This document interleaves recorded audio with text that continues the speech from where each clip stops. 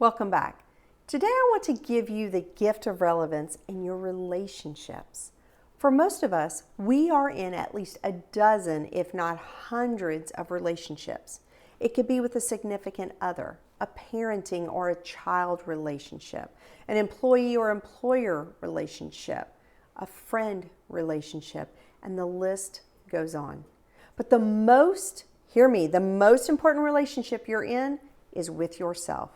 How you see the person in the mirror is the cornerstone of how healthy or unhealthy, even toxic, your relationships are.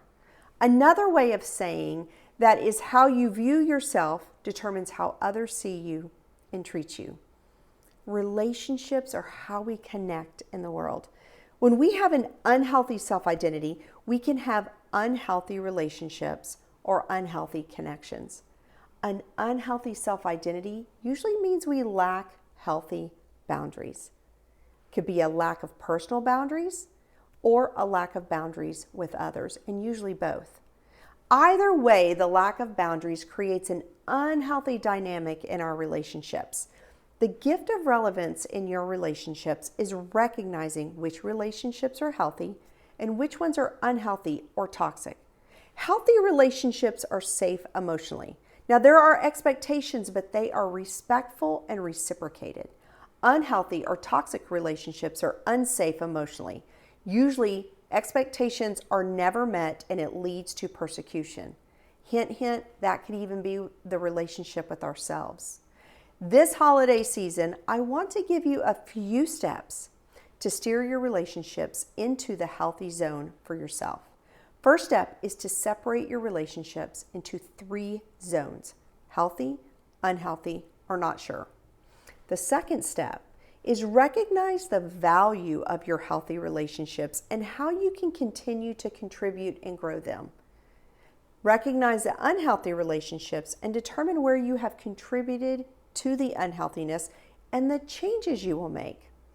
Next, recognize the relationships you are unsure about and how you can either move them to the healthy zone or if they belong in the unhealthy zone. The third step, if you have unhealthy relationships, once you recognize your responsibility in these relationships, you turn to the patterns of those in the relationship with you and determine if the pattern can be changed, the boundaries you will set, and the level of interaction you will allow in your life until the pattern has been changed. Here's a couple of tips. Always, and I mean always, be gracious, even when dealing with unhealthy relationships. Number 2, be clear in your communication. Number 3, if someone chooses to stay in an unhealthy cycle, your best response is to either create a very firm boundary of interaction so that you feel safe and can exit when or needed, or if someone voices their displeasure because you did not meet their expectations, you can say, "I'm sorry that you feel that way, but I have done what works for me." Or you can say, "I recognize that it doesn't work for you, but it does for me." Wishing you the best this holiday season. See you soon.